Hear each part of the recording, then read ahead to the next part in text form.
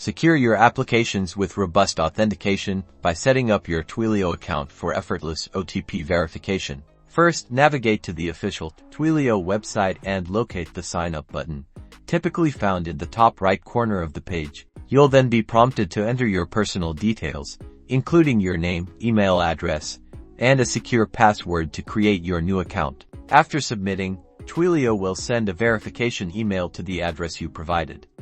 Open this email and click the verification link to activate your account. Upon successful login, you'll land on your Twilio console dashboard, where you can find your unique account SID and Auth token, crucial for authenticating your application requests. To start sending messages, you'll need a phone number. Click the Get a Trial Phone Number button and follow the simple prompts to provision your first Twilio number.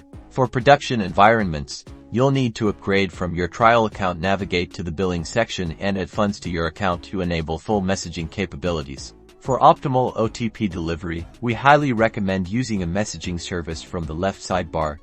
Expand phone numbers and then select messaging services. Click Create New Messaging Service, give it a descriptive name, and then add the Twilio phone number you provisioned earlier to this service. This service intelligently manages your sender ID and improves deliverability, especially when scaling your OTP verification globally.